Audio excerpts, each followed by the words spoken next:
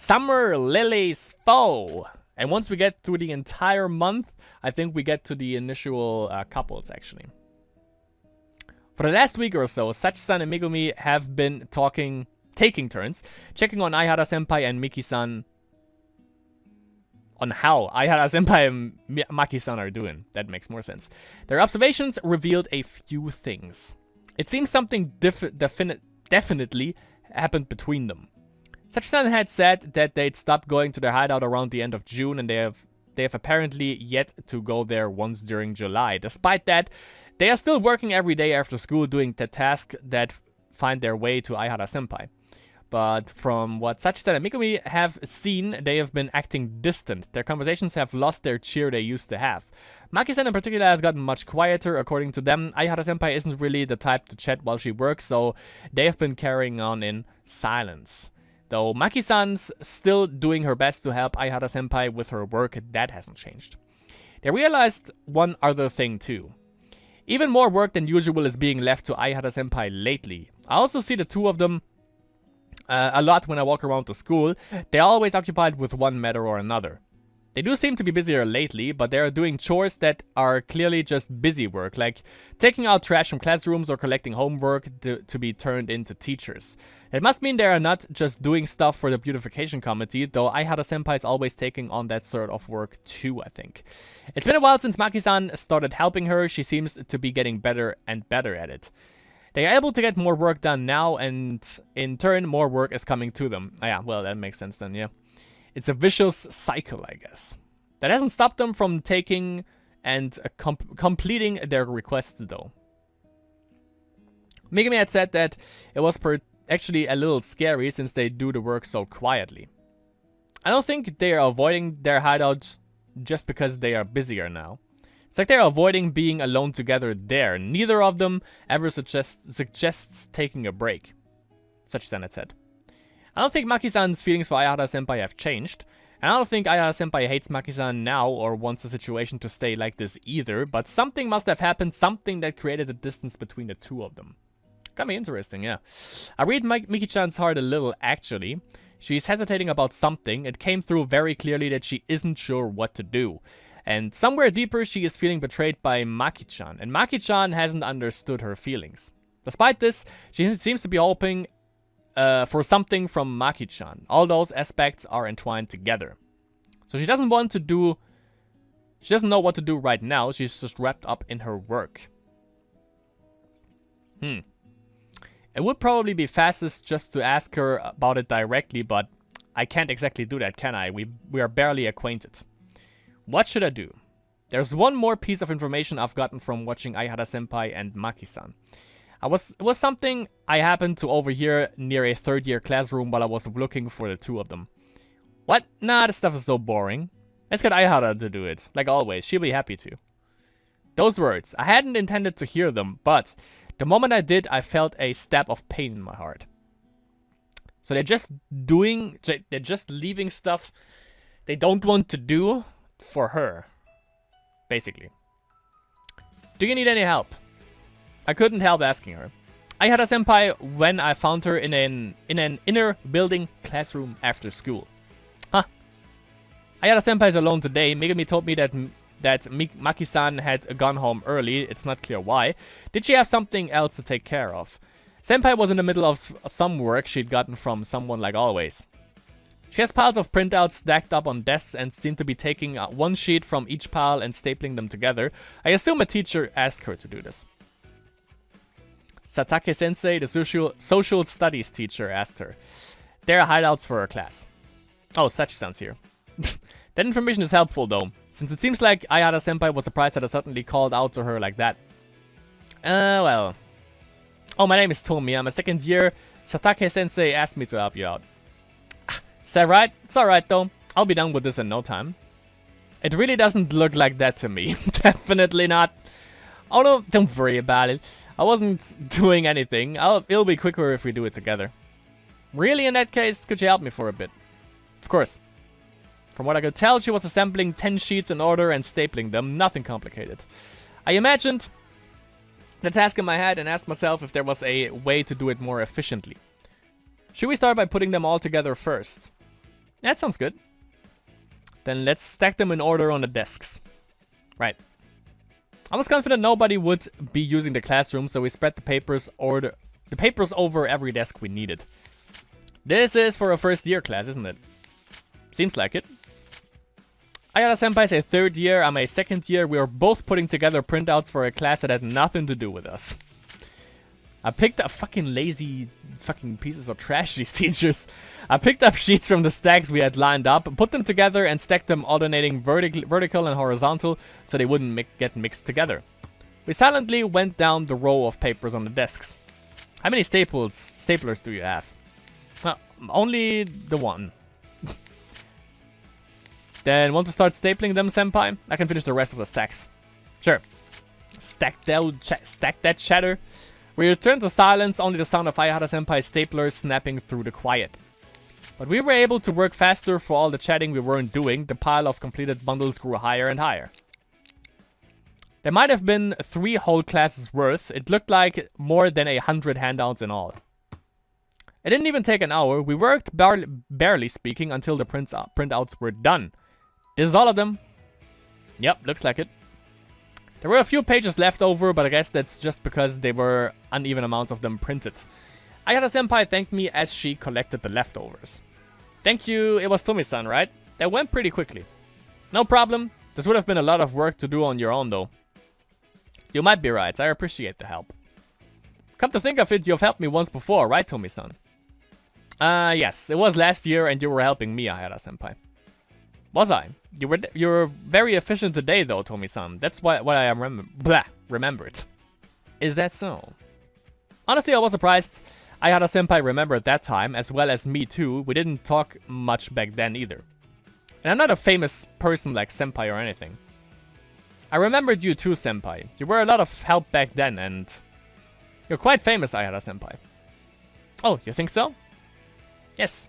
You're always doing stuff like this after school, right? I see you around the campus a lot. Said right. I'm a little embarrassed. Ayada-senpai said, smiling. It was a bit of a bitter smile, and seeing it seemed to prick and stab into my heart for some reason. We just need to bring these to Satake-sensei, right? I'll take them over. I wanted to get away from senpai as soon as I could. Oh, it's too much to carry on your own. It was a lot of work getting it all here. I'll help you. But I felt like I was going to say something if I stayed, like I would have to say something. This isn't something you should have to do, is it, Ayada-senpai? Huh. She's a yes. Yeah, I mean, we kind of established that she is basically a yes-sayer, which is a problem. Like, she can't say no to anything. Even I was surprised by the words coming from my mouth. And these are for a first-year class, right? This has nothing to do with you, senpai. I was regretting it somewhere in my head, thinking I have to hurry and shut my mouth, but this is just busy work, isn't it? Why? I knew I should. No, you should. But why do you have to do this, senpai? I couldn't stop myself. Yeah. I'm sorry. Was it too much work helping me? No, not at all. I just want to know. Why do you do all this work for so many people every day, senpai? Could be interesting. I understand the work you do for the beautification committee, but you get all this work that has nothing to do with that pushed onto you. Isn't it strange to you? Don't you ask yourself why it's you who has to do all these things? There are things they should be able to ask other people to help with or just to do for themselves. But everyone asks you because you always agree. They rely on you. They push even simple things onto you. Don't you think you're just being used? I said it. I hadn't intended to say all that, and I hadn't wanted to either. But I couldn't stop myself once the words started flowing. I couldn't forget the words. I heard them from these girls. Girls whose names and faces I don't know. Girls pushing work onto senpai as a matter of convenience. Basically, yeah. Ayada-senpai didn't say anything. She simply made a troubled face like she was trying to think of what to say. I'm sure senpai understands all this. It's not as if everyone's asking senpai to do work just because they don't want to do it themselves.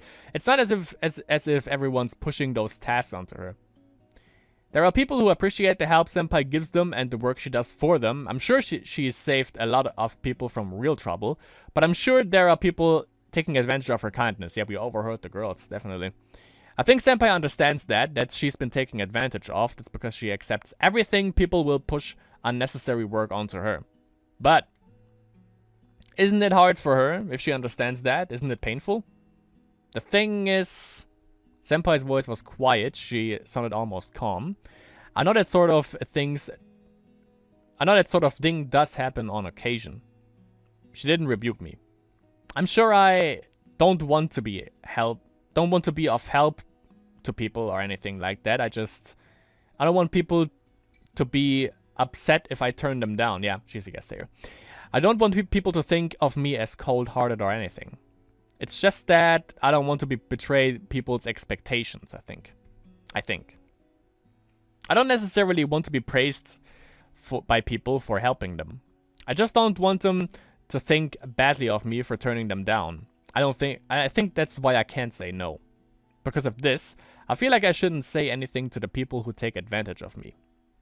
Ayada Senpai's words pierced my heart stinging, even though I was the only one who brought it up in the first place. Something else was bubbling up in me, and I was trying to push it down. This time, it was something I really couldn't say. I couldn't. I don't think what you're saying is wrong, Tomi-san, but I can't help accepting them. I can't turn them down. I think about it sometimes. Not what you said about why I'm the one doing all this, but that I wish someone would understand why I accept these requests. I know it's a selfish thought, but I wanted someone to ask me why. I don't want them to praise me or tell me that I'm wrong, I want them to ask. I think that sometimes, but I couldn't stop myself. I don't think Ayada Senpai wanted me to say it. I don't think she wanted me to say anything, I knew that, but they won't understand what you're thinking if you don't say anything. Yep. And you won't understand what they are thinking either. If you don't say anything, if you don't tell them, nothing will change. I couldn't take it anymore. I didn't want to be there anymore. I didn't want to be speaking to Ayada Senpai anymore. I was fed up with myself and it hurt. I picked up the stack of printouts. It was heavy, really heavy, but I grit my teeth and lifted it. I would handle it somehow. It's not going to be easier if you never say anything. I muttered and left the classroom, trying not to stagger under the weight of the printouts. I left Ayada Senpai there. That was pretty good. Some real talk, definitely. She definitely needed that. Sachi-san! Let's go!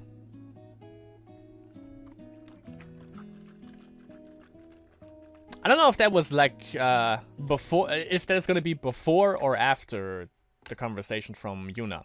It's gonna be interesting to see. By the way, I have to drink a little bit of something because my voice is kind of drying up at this point. So, kudos.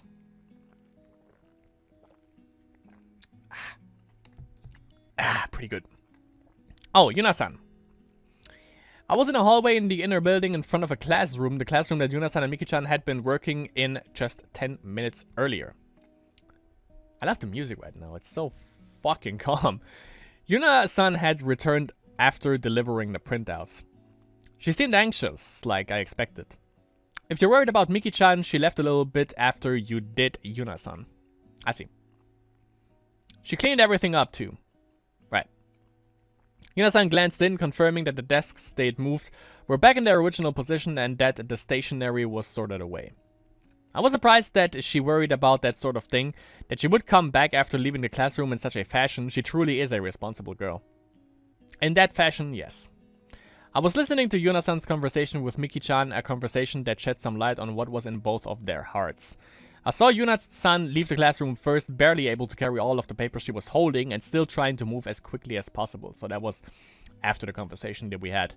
Miki-chan, who she'd left behind, sat in thought for a while, but soon tidied everything up and left the Hoshkan building. I don't think either of them said everything they wanted to say, and it didn't seem like they had lightened either of their burdens. In fact, Yuna-san's heart seemed to have only grown heavier. After glancing into the classroom, she turned to the window and looked out from it, merely staring outside. Ooh, even a picture for that. Nice. I didn't want to bother her, but I stood beside her. I don't think she missed my presence there, but she didn't say anything. She didn't look away from the window. I called her name, but received no response, though it didn't seem to be a rejection. What could I do? The best thing would be to come up with something tactful to say. But no words came to mind. Instead, I asked her. Yeah, pretty obvious. But she did a good job. Like, someone had to tell her, obviously, because if she did, as she said, you know, if she doesn't say anything, nothing's gonna change. What I was thinking. I don't think Yuna-san meant to criticize Miki-chan. Well, she didn't. She didn't. I believe that, so I won't scold her. I just hoped Yuna-san would be able to collect herself somewhat by replying to me. Yuna-san said, shaking her head.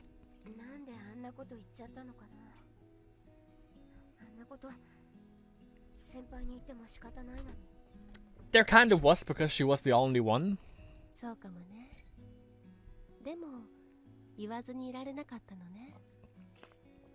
That should have actually gotten some weight off of her heart, because, as she said, it hurt her when those girls were basically saying, you know, just leave that shit to Ayara-senpai, she's gonna do it anyways, and she'll be pleased about it and stuff. So she should have felt like some weight drop off of her in that sense, I would say. I don't know why she's all upset about it, because, well, yeah, it was sort of criticizing her, but in a, she didn't have any ill intent behind that. She actually wants to make, wants to make things better for her. So I don't know why she's feeling bad about it.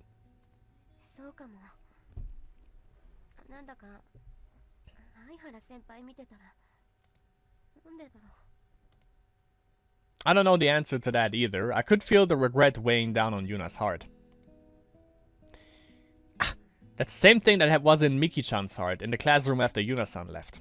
There was regret in her heart too, but Miki-chan had cleared up a little by the time she left the classroom, and it seemed like she'd realized something during her conversation with Yuna-san. They had both spit out words they hadn't intended to say when they freed them, as it was as if they had both ventured into deep places in their hearts. Miki-chan found something there. What about you, Yuna-san? Do you think you'll find something too? Miki-chanの気持ちもね、わかる気がするの。人に悪く思われたくないって、きっと誰だって思ってることよね。Yeah.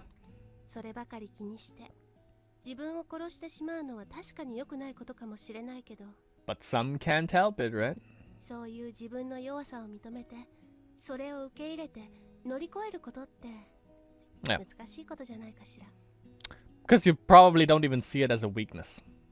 Probably. 誰もができることではないんでしょうね。I think that's true, and I think you understand that too, Yuna-san. But you couldn't stop yourself. Why? Perhaps because there's something similar in you. A weak part of you. Something everyone has. ミキちゃん、ユナさんと話して。少しは気が楽になったのかも。Yeah, because she couldn't talk about that with anyone else, so it's good that she brought it up. ユナさんの後ここを出ていくとき、少し晴れ晴れとした顔になっていたわ。どうして？私あんなこと言ったのに。You're not a bad person. You didn't have any ill intent behind those words. You were trying to make things better for her. そうね。でもユナさんの言葉に。ミキちゃん、ちゃんと自分の言葉で答えていたわ。そうすることで何か整理がついたのかもしれないわね。Yeah. そうなのかな。吐き出すことですっきりすることもあるのよ。ユナさんだってきっとそう。私も？言いたくても言えないから。心に溜まっていくのでしょ。心が重くなっていくんでしょ。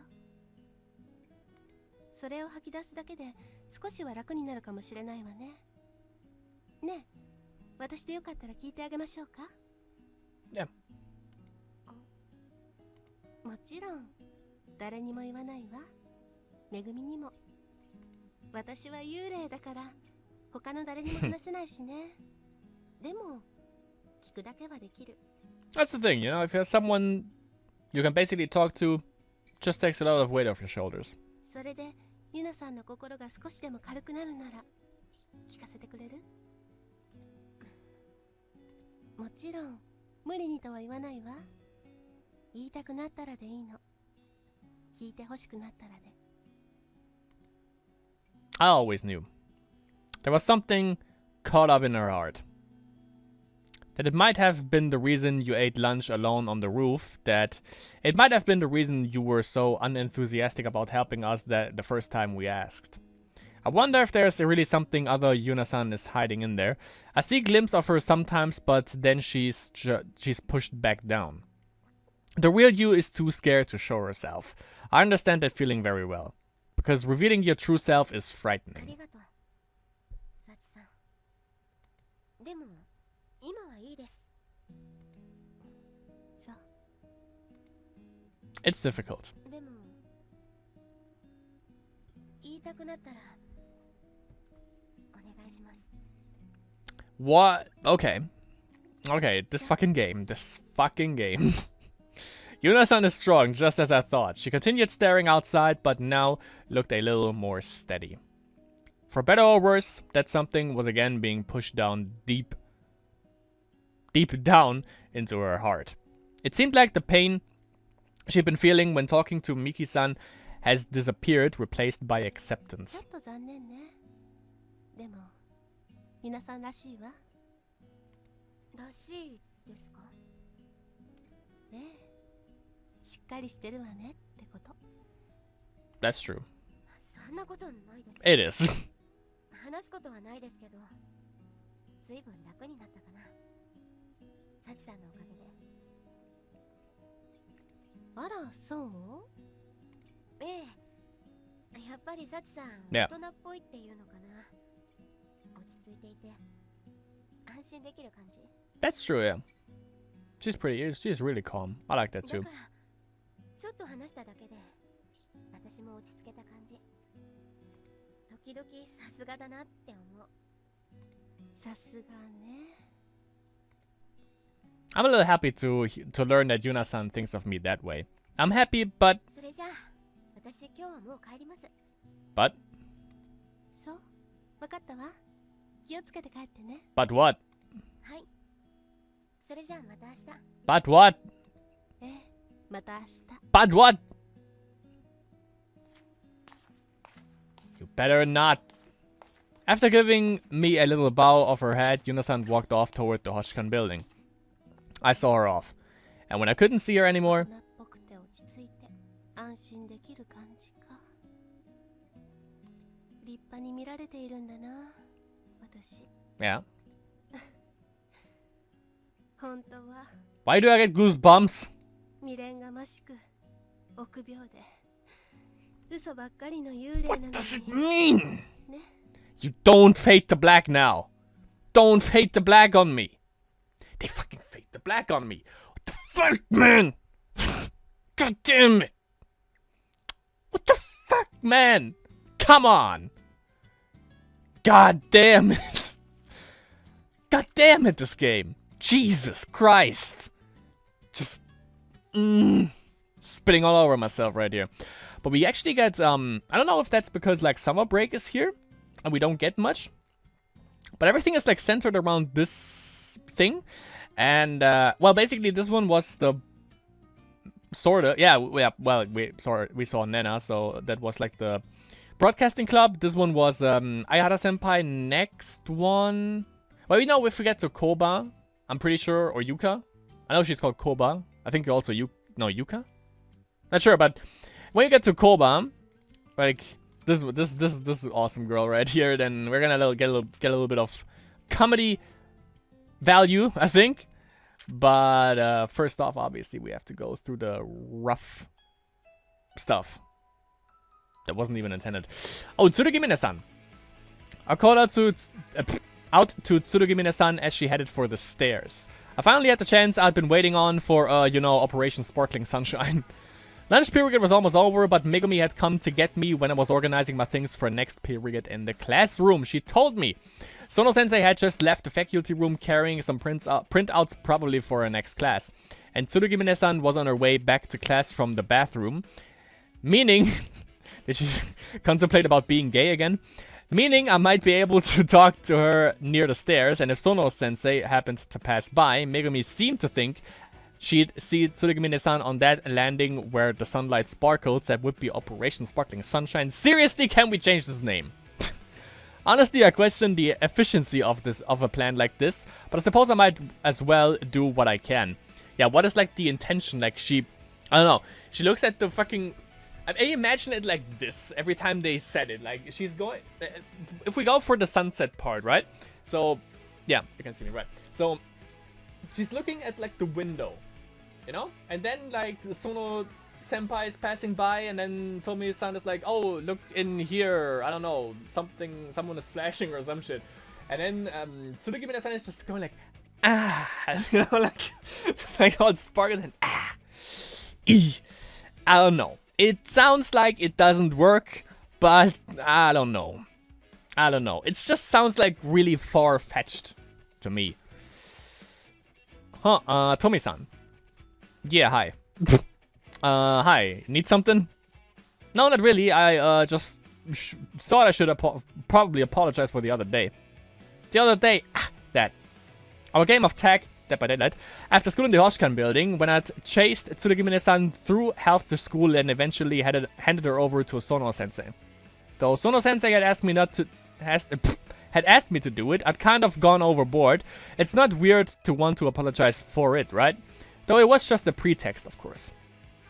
Sorry, it was cause Sono-sensei asked me to. She'd asked me about it the day before that too, so it was kind of hard to say no to her. Well, don't worry about it. I was kind of surprised though. Yeah, thanks. Were you okay? Did Sono-sensei yell at you after that? No, she wasn't really mad, but I was trying to figure out a way to prolong the conversation when Tsurugimi-san changed the subject herself. Oh yeah, speaking of the other day. Huh? The girl who was chasing me with you, Tomi-san, is she your friend? Huh? Oh, Hina. Hina, her name's Hina-chan, so she is Hina-chan. Yeah, that's right, she's my childhood friend. Well, really, she's a first year, right? Yeah. So that's Hina-chan. I'd heard rumors about the super cute first years, so she was Hina-chan. No wonder I thought she was so Herculean. Uh-huh. So, she's your childhood friend, that sounds nice. Yeah, it'd be nice to have a Herculean girl like that for a childhood friend. Oh, what kind of reaction is this?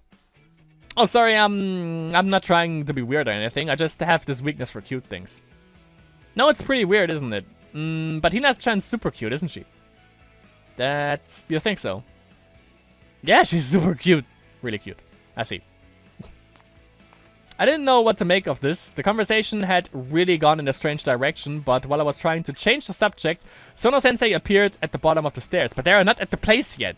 Are they? Probably not. Oh, Sono-sensei. Huh? She was carrying printouts just like Megumi had told me. She's carrying a lot of stuff, huh? Yeah. Tsurugimi-san was looking visibly hesitant, like she might run at any moment. Should I give her one more push? Why don't you help her out? I heard from Ano you're a big fan of Sono-sensei, Tsurugimi-san. She was hesitating. One more push then. You're not gonna help her? Maybe I will then. Hey, wait! Got her. And it looks like Sono-sensei noticed her from that shout too. She was looking up at Tsurugimi-san. Objective complete. I'll get going then. You can handle the rest. Yeah. I left Tsurugimi-san and headed up the stairs, turning around a bit right at the top. Good. She's taking the printouts from Sono-sensei. Looks like it went well.